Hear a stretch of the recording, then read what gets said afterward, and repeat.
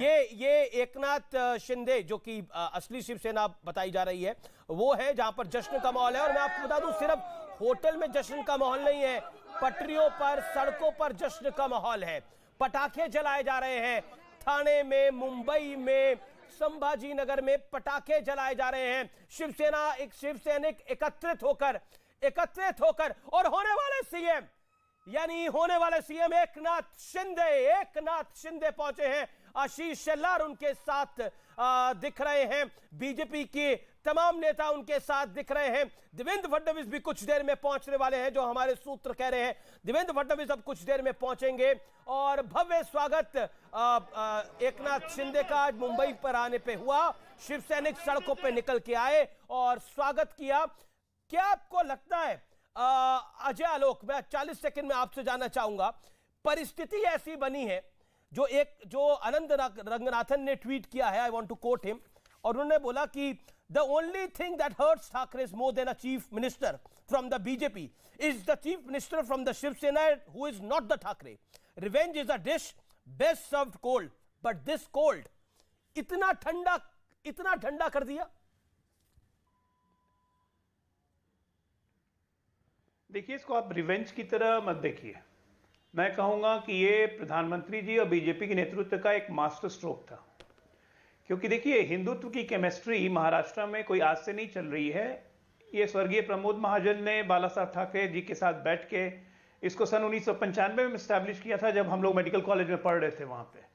और उसके बाद से इस केमिस्ट्री में लगातार मजबूती आती गई और इस केमिस्ट्री का रंग ये हुआ कि महाराष्ट्र एक अलग दिशा में पहुंच गया था। अब उद्धव ठाकरे जी ने पिछले 2.5 सालों में इस केमिस्ट्री को तार तार कर दिया था, लेकिन ये केमिस्ट्री रहे, जिंदा रहे, इसके लिए बहुत जरूरी है कि शिवसेना और बीजेपी वो मिलकर चलें और एक हिंदुत्व की विचारधारा जो पूरे महाराष्ट्र में है उसको और प्रगाढ़ करें।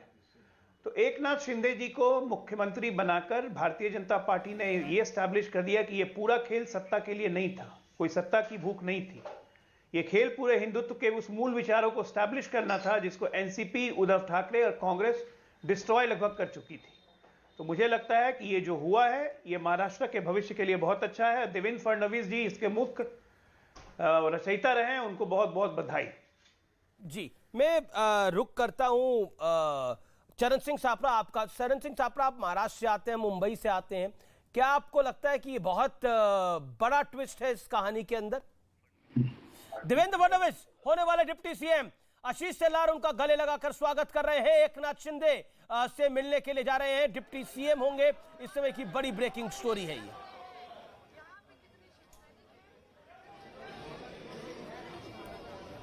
चरण सिंह सापरा, सवाल ये है कि जो 2019 में जिस भारतीय जनता पार्टी ने उद्धव ठाकरे जिनके पास में 56 एमएलए थे उनको मुख्यमंत्री नहीं स्वीकार किया, लेकिन एकनाथ शिंदे जिनके पास आज 39 या 40 एमएलए हैं उनको मुख्यमंत्री करके वो स्वीकार रहे हैं। तो निश्चित रूप से कोई ना कोई डीप प्लानिंग है। ये भारतीय जनता पार्टी की एक टूल किट बनी है जिसका फॉर्मूला बहुत डीप रूटेड फॉर्मूला है और वो फॉर्मूला है शिवसेना को नस्त नाबूद करने का, शिवसेना को बिखेरने का। ये एक फॉर्मूला उनका बना हुआ है। आने वाले दिनों में शिवसेना का व्यक्ति तो मुख्यमंत्री है इस समय, एकनाथ शिंदे तो मुख्यमंत्री बनने के लिए जा रहे हैं। मैं उसी पे आ रहा हूं कि आने वाले दिनों में 20 महानगर पालिकाओं के चुनाव हैं, करीबन 150 नगर परिषद के चुनाव है और 1500 जिला पंचायतों के चुनाव है। तो ये जो मिनी इलेक्शन होगा, यहाँ पर मिनी महायुद्ध होगा महाराष्ट्र के अंदर, उसके अंदर ये चाहते हैं कि शिवसेना आपस में लड़े, शिवसेना आपस में लड़कर के खत्म हो। ये एक इनकी टूल किट की प्लानिंग है। लेकिन मुझे लगता है कि अगर ऐसा है तो बीजेपी की ये रणनीति हो सकती है, बीजेपी की स्ट्रैटेजी हो सकती है। लेकिन पॉलिटिकल पंडित तो कह रहे हैं कि आने वाले दिनों में 2 पार्टियां लड़ेंगी महाराष्ट्र के अंदर, पहली होगी बीजेपी और दूसरी होगी एनसीपी। कांग्रेस का भी सफाया होगा और अशोक चौहान तो नाराज है ही, पृथ्वीराज चौहान भी नाराज है।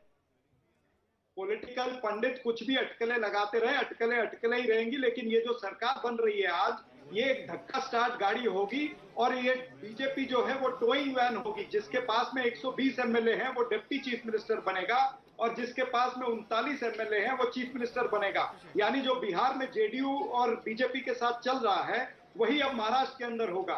तो कहीं ना कहीं ये महाराष्ट्र की जनता के साथ में ठीक है। Gaurav Bhatia, let Gaurav Bhatia react to it. Gaurav Bhatia, Maharashtra की जनता के साथ धोखा हो रहा है। क्या धोखा? नहीं, देख चरण सिंह सापड़ा, क्या धोखा वो नहीं था कि बीजेपी और सेना मोदी के नाम पर चुनकर आए और सरकार बना ली आपके साथ और एनसीपी के साथ? ओके गौरव भाटिया, धोखा दे रहे हैं आप महाराष्ट्र की जनता को, और आपकी लंबी स्ट्रैटेजी है, कुछ गेम आपका बड़ा है, बता दीजिए चरण सिंह सापड़ा को गेम क्या है भैया? देखिए अमीर जी, ऐसा है कि टूल किट और फूल किट दोनों शब्द परिभाषित करते हैं कांग्रेस की आज की राजनीति को। खुद का घर जल गया कुछ नहीं, लेकिन इनको चिंता ज्यादा इस बात की है कि भाजपा में क्या हो रहा है।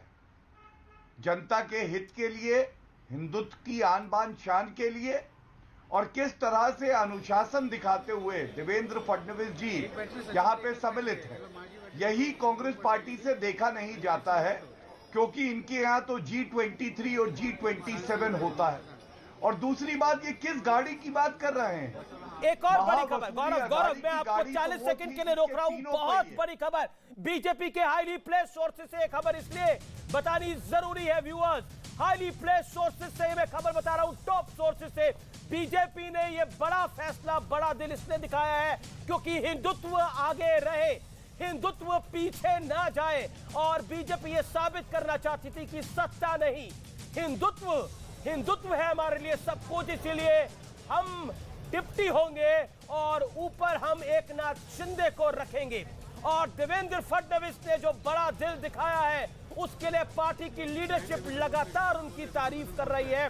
और मेरी हाईली प्लेस सोर्सेज से बात हो रही है, पार्टी के तमाम बड़े नेताओं ने कांग्रेचुलेट किया है देवेंद्र फडणवीस को इतना बड़ा दिल दिखाने पर, क्योंकि देवेंद्र फडणवीस ने पहले बोला था मैं सरकार में भागीदार नहीं होऊंगा, लेकिन जब पार्टी ने निर्देशित किया, आदेशित किया, आह्वान किया, तो देवेंद्र फडणवीस ने 1 मिनट नहीं लगाया आदेश को मानते हुए।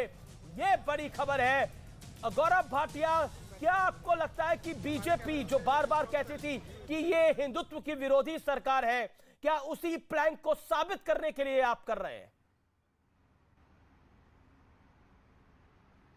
देखिए अमीर जी, साबित करने के लिए कोई चीज भारतीय जनता पार्टी नहीं करती है, लेकिन यह भी बात सत्य है कि हिंदुत्व के साथ समझौता नहीं होगा। किसने गिराया महावसूली अघाड़ी को? मैं आपको बताऊं, महावसूली अघाड़ी के मंत्रियों के पाप ने, पालगढ़ साधुओं के श्राप ने, और हनुमान चालीसा के जाप ने। पाप, श्राप और जाप। और ये क्यों? वीर सावरकर जी को राहुल गांधी गाली दें और शिवसेना खड़ी रहे। क्या बाला साहब ठाकरे जी के विचार यही थे? बाला साहब ठाकरे जी ने तो कहा था कि कांग्रेस के साथ जाने से पहले मैं अपनी दुकान बंद कर दूंगा। दूसरी बात, आप बताइए, इस महावसूली अघाड़ी की गाड़ी के तीनों पहिए अलग अलग थे। एक ट्रैक्टर का। गौरव रोकना पड़ेगा, लगातार बड़ी खबरें आ रही है। शपथ ग्रहण के तुरंत बाद बाला साहब का जो स्मारक बना हुआ है, बाला साहब ठाकरे का जो स्मारक बना हुआ है, वहां देवेंद्र फडणवीस और एकनाथ शिंदे दोनों जा सकते हैं। ये समय के सोर्सेज से खबर आ रही है। शिवाजी को प्रणाम करेंगे, बाला साहब ठाकरे के मेमोरियल पे जाएंगे, वहां प्रणाम करेंगे, और उसके बाद सिद्धिविनायक मंदिर जा सकते हैं। ये रूट प्लान ऐसा लग रहा होगा, ये समय के हाईली प्लेस सोर्सेज बता रहे हैं। बताइए आनंद दुबे, लेकिन जो तस्वीरें इस समय आ रही है महाराष्ट्र के कोने कोने से, जश्न की शिवसैनिक सड़क पर हैं और पटाखे चल रहे हैं। दुबे जी, बदल गया शिवसेना का स्वरूप, ये मान सकते हैं हम? और बाला साहब के मेमोरियल जाएंगे, इसके बाद देवेंद्र फडणवीस और एकनाथ शिंदे। हाँ, वही कह रहा हूँ अमीर जी, कितना नाटकीय मोड़ बार बार लाया जा रहा है। एक तरफ कहते हैं कि बाला साहब ठाकरे जी के शिवसैनिक हैं, हम शिवसेना में ही हैं, हमने शिवसेना नहीं छोड़ी। उन्हीं के परिवार को धोखा देना, उन्हीं के सिंबल पर चुनकर आए हुए विधायक भगोड़े बन जाना, और फिर उन्हीं की स्मृति स्थल पर जाकर उनको प्रणाम कर जनता को दिखाना कि हम नेता तो कह रहे थे आओ चौपाटी में। कैसे लोग हैं? चौपाटी में है, सुनिए ना, आज विधायक चौपाटी में, सुनिए ना अमीर जी, आप बीच में देखिए, जब गौरव जी बोलते, अमीर जी जब अच्छा, गौरव जी बोलिए, बोलते हैं तब आप बीच में नहीं बोलते, बैकफायर देते हैं। क्यों ऐसा करते हैं अमित जी? आप क्यों करते हैं? आप बोलिए बोलिए, आप नाराज ना होइए, बोलिए बोलिए भैया। हाँ, मुझे बोलने दीजिए, मुझे बोलने दीजिए। तो देखिए, मैं हैरान हूं कि क्या से क्या हो गया बेवफा तेरे प्यार में। कहां मुख्यमंत्री, पूर्व मुख्यमंत्री जी को मुख्यमंत्री बनना था, पता नहीं किसका कॉल आया, बैकफुट पे चले गए। फिर भरे टीवी पर जेपी नड्डा जी कहते हैं कि आप डिप्टी सीएम बन जाइए, 5 मिनट बाद कह देते हैं बिल्कुल मैं तैयार हूं। ये सारी चीजें केवल और केवल सत्ता के इर्द गिर्द घूम रही हैं। अब इसके पीछे क्या बीजेपी की रणनीति है, आनंद दुबे, क्या खेल चालू है? आनंद दुबे, करीब 7 मिनट रह गए हैं जब शपथ शुरू होगी। मैं आपसे सवाल पूछ रहा हूं, ये तो उद्धव ठाकरे साहब ही कहते थे कि कोई शिवसैनिक सीएम बने तो मैं खुश होऊंगा। तो आज आप खुश हैं क्योंकि शिवसैनिक सीएम बन रहा है? शिवसेना के लोग तो जश्न मना रहे हैं, क्या आज आप भी फुलझड़ी जड़ाएंगे? अरे भाई, उसका नाम बागी शिवसैनिक है। उद्धव जी ने कहा था शिवसैनिक गौरव भाटिया, बागी नहीं अमीश भाई। ठीक है गौरव भाटिया, सत्ता का लोभ है आपको, गेम प्लान आप बना रहे हैं, कांग्रेस कह रही है। और किसका फोन आया बैकफुट पे आगे Devendra Fadnavis? Gaurav Bhatia reply, then Ajay Alok and. देखिए, सर्वप्रथम तो ये खुद ही सच्चाई बोल गए। इन्होंने कहा 5 मिनट के अंदर देवेंद्र फडणवीस जी ने स्वीकारा जो उनको पार्टी का फैसला बताया गया। ये क्या दिखाता है? ये अनुशासन दिखाता है। और दूसरी तरफ जो शिवसेना अपने आप को कहते थे, ना उनकी सरकार बची, ना पार्टी बची, ना विचारधारा बची। तो ये बैकफायर नहीं दे रहे हैं अमित देवगन जी, आपकी बैक में ही फायर लगी हुई है। और फायर क्यों लगी है? इसलिए लगी है आनंद जी कि आप देखिए, नुकसान कांग्रेस पार्टी का नहीं हुआ, नुकसान एनसीपी का नहीं हुआ, नुकसान आपका हुआ। हिंदुत्व को त्याग के वीर सावरकर जी के लिए अब शब्द कोई कहे आप साथ खड़े रहे। पालगढ़ साधुओं की हत्या हुई, आपने कुछ नहीं किया। और इसीलिए मैंने आपको याद दिलाया, बाला साहब ठाकरे जी आज गौरवान्वित होंगे कि उनका असली शिव सैनिक। नहीं, ये गौरव मैं एक सवाल आपको पूछना चाहता हूं, अगर ये सच होता है कि सोर्सेस के हवाले से खबर आ रही है कि बाला साहब के मेमोरियल जाएंगे, शिवाजी महाराज को प्रणाम करेंगे, इसके बाद ये क्या आप लोग क्या शिवसेना को संपूर्ण रूप से समाप्त करना चाहते हैं, जो बात चरण सिंह सापरा कह रहे थे? देखिए, अगर शिवसेना की विचारधारा जब समाप्त हुई तो फिर उसमें बचा क्या? ये जो बदलाव आ रहा है ना, ये बाला साहब ठाकरे जी की जो असली विचारधारा थी, जो कहती थी कि मैं दुकान बंद कर दूंगा लेकिन कांग्रेस के साथ नहीं जाऊंगा, हिंदुत्व की विचारधारा पे कोई समझौता नहीं। वीर सावरकर हमारे हीरो हैं। हम देखेंगे किस तरह से भारतीय जनता पार्टी के साथ एक नाथ शिंदे जी क्या इस विचारधारा को और मजबूत बनाएंगे। भारतीय जनता पार्टी ठाकरे वाली शिवसेना को समाप्त करना चाहती है? My very pointed question. अमीर जी, आप भारतीय जनता पार्टी को समझे ही नहीं। हमारा एक असूल है, हम दूसरे की लकीर को मिटाते नहीं हैं, हम अपनी लकीर को इतना लंबा कर देते हैं कि दूसरे की लकीर दिखाई नहीं देती। आनंद दुबे, जब हमें जनता की सेवा करनी। आनंद दुबे, एक और बड़ी खबर आ रही है कि कई सांसद भी एकनाथ शिंदे के साथ हैं। क्या आपको लगता है विधायकों के बाद पार्षद और सांसद भी अगर छोड़ के जाते हैं तो ये बड़ी प्रॉब्लम हो जाएगी? आप तो बीजेपी को सबक सिखाने के लिए गए थे, अघाड़ी की सरकार बनवाने के लिए अपने कट्टर विरोधी एनसीपी और कांग्रेस के साथ। यहां तो पार्टी हाथ से निकल रही है। सामने में लिखा था उखाड़ दिया, ये तो उखड़ गया ही है। कि सुनिए, पहले उद्धव जी ने कहा था कि हम उस प्रकार काम करेंगे जैसे 1966 में हमारी पार्टी बनी थी, यानी 56 साल पहले। हम जीरो से काम करेंगे। अरे भाई, सांसद चले जाएं, एमएलए चले जाएं, लेकिन वो शिवसैनिक और वो करोड़ों लोग, वो वोटर जो हमसे प्यार करते, वो कहीं नहीं गए। वो तो बल्कि कह रहे हैं कि ठीक है, आने दीजिए मौका।